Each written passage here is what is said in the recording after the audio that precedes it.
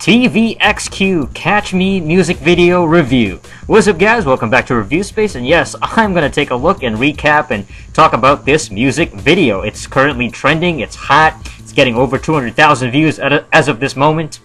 And well, I watched it a couple of times, and this is my first experience with this TVXQ group, and I've never heard of them before. I don't really listen to any K-pop or anything like that, but anyway, the beginning comes in, it's got this soft, kind of fruity melody, electronica, you know, it's kind of like, I'm not, you know, it sounds too soft, you know, I'm not a big fan of that. And then you can hear the auto-tune. Oh, the auto-tune, the wailing, where the guy's trying to sing in auto-tune, I'm just, ugh, made me cringe, made me groan. I'm so sick of auto-tune, but the lyrics, you know, there always seems to be like token lyrics in these K-pop songs, you know, like everything is Korean except for some parts of the chorus. So the lyric says, catch me if you wanna, or something along those lines. Catch me if you wanna, I don't know. It's really forgettable, but, you know, there's two running themes in this particular video. There's two types of imagery. You have like the dark chamber-like area. It's like kind of a walled-in, closed-in building. And then the other shots have kind of this contrasting colors. It's got a white, flashy room with bright lights and lighter colors. I mean, as far as the setting of the music video, it's pretty typical for these pop/boy group type of videos. We've seen this before. We've seen this type of imagery before. You know, it's nothing really new or fresh.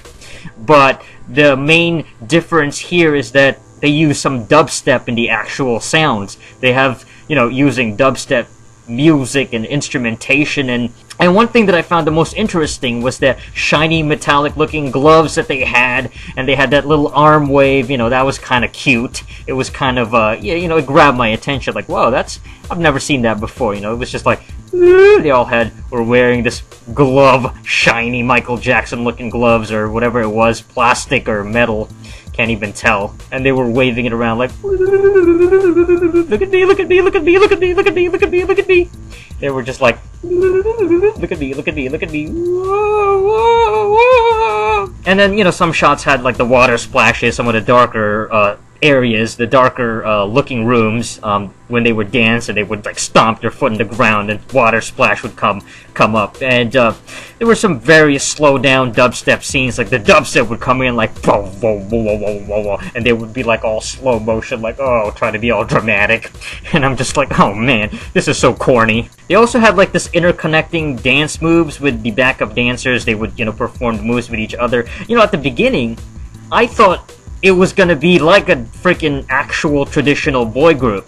From what I understand, it used to be 5 members in this band, and then the 3 members left, and so it's only 2 guys. I think it's Yunho and Changmin. So there's only 2 guys left, and I was like, okay, how come there's only 2 guys that are singing, but they have all these other guys dancing? So I thought that was all of them, but instead they were just backup dancers. One of the guys seemed to also have this pompadour hairstyle, which seems to be like the trendy thing to have at modern pop musicians right now. Like, it's the guy from Tokyo Hotel, Adam Lambert, they all have kind of that pompadour. And then at the end of the music video, it kind of looked like some sort of Wonder Twin pose, where they were just like, Wonder Twins activate, or TVXQ Twins activate, and then the both guys just disappeared in the splash of water. I mean, visually, I think it's nothing new, except for the arm-waving, shiny, metallic gloves. That was kind of cool, but everything else, the splashing water, everything is all cliche. Seen it a million times in other music videos from like 10 years ago. And as far as a boy group, it's only 2 of them. And they seem to, I mean, they seem to carry each other well. I can't really tell the 2 apart, as you know, except for the hairstyle. They don't seem to stand out too much as individuals. There's no personality between the 2.